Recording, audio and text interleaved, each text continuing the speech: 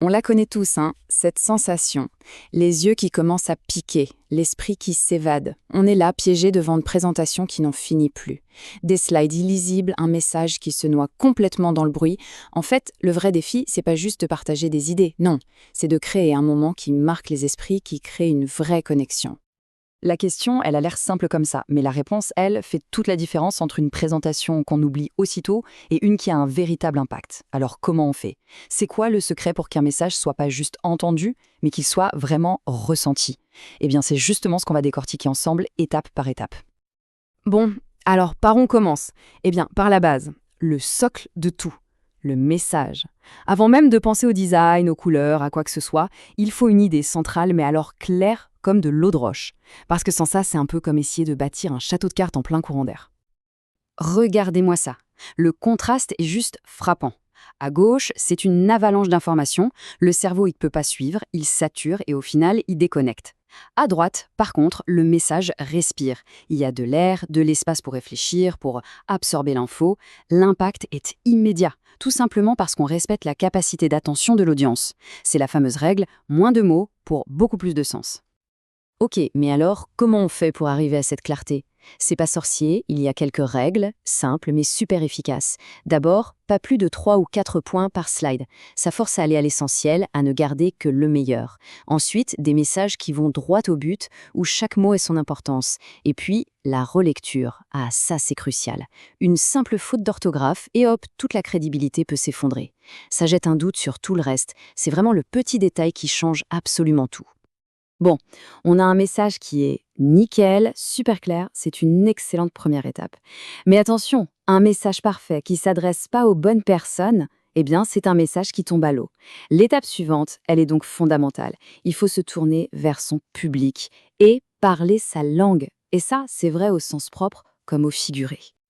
Voilà le piège classique, l'approche taille unique. On se dit qu'on va faire un truc qui marche pour tout le monde. C'est un peu comme si un chef essayait de cuisiner un seul plat pour satisfaire la terre entière.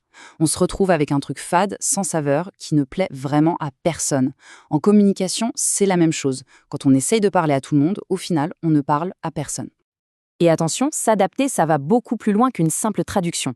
Prenez les détails qu'on voit ici. La langue, bon, ça c'est évident. Mais regardez le format de la date. C'est un tout petit détail, mais ça montre qu'on a vraiment pensé à son public. Pareil pour les liens d'inscription différents, pour que tout soit simple et logique pour chaque groupe. En fait, chaque ligne de ce tableau, c'est pas juste de la logistique, non, c'est une marque de respect. Voilà, ça c'est dit de façon très directe, sans détour, mais c'est exactement ça. C'est une vérité fondamentale. En voulant mélanger tout le monde, on pense bien faire, mais paradoxalement, on finit par perdre tout le monde. La vraie connexion, elle ne se crée pas dans le mélange, mais dans la personnalisation, dans le ciblage. Ok, récapitulons. On a notre message, bien clair, on sait à qui on s'adresse. Maintenant, il faut donner vie à tout ça. Et c'est là qu'entrent en jeu les visuels. Leur rôle, c'est de transformer les mots en images, et les images en émotions. Et la super bonne nouvelle, c'est qu'aujourd'hui, avoir un visuel qui claque, ce n'est plus du tout une question de budget. C'est le problème que tout le monde connaît. On a envie d'images qui en jettent, des visuels professionnels, mais la réalité nous rattrape vite. Les banques d'images, ça coûte une fortune. Alors on passe des heures à chercher, on est frustré. Mais tout ça, c'est du passé. Cette époque est terminée. 200 millions. Je le répète, 200 millions. C'est pas juste un chiffre en l'air, c'est le nombre de photos de super qualité, libres de droit, gratuites, qui sont là disponibles juste à portée de clic. C'est un véritable océan de ressources. Tellement vaste qu'aujourd'hui, il n'y a plus aucune, mais alors aucune excuse pour se contenter d'un visuel moyen.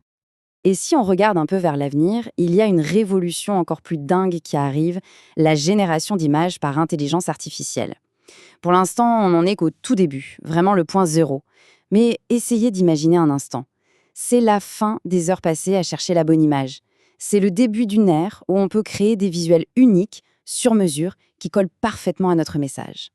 Ça y est, la présentation est prête, le message est percutant, les visuels sont magnifiques. On a ce sentiment d'accomplissement, on se dit qu'on a franchi la ligne d'arrivée. Mais attention, c'est souvent là que tout peut s'écrouler, dans la dernière ligne droite, à cause d'un détail technique que presque tout le monde néglige, l'envoi, le partage. C'est le scénario catastrophe classique, juste avant l'échéance. On a passé des heures sur un PDF parfait, on clique sur « Envoyer », on est soulagé, et puis rien. Le silence radio. Le fichier est trop lourd, il est bloqué par les filtres anti-spam, il n'arrivera jamais à destination. C'est hyper frustrant. Mais la bonne nouvelle, c'est que la solution moderne est d'une simplicité enfantine. L'astuce, c'est d'arrêter d'envoyer le fichier lui-même. Non, ce qu'on envoie, c'est juste un lien, une petite clé qui donne accès au document. C'est instantané, c'est fiable à 100%, et ça passe à travers n'importe quel filtre. Le processus est ultra simple. 1. On met le fichier sur un service cloud. 2. On définit les autorisations en lecture seule pour protéger son travail. 3. On copie le lien. Et 4. On le colle dans son mail. C'est tout.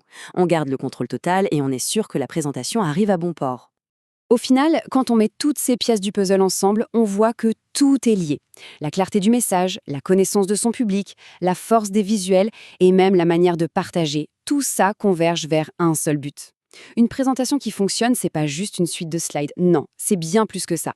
C'est une véritable architecture, pensée du début à la fin pour convaincre et connecter. Donc la question à se poser pour la suite est toute simple. La prochaine fois qu'une présentation devra être faite, qu'un message devra être partagé, un choix s'imposera.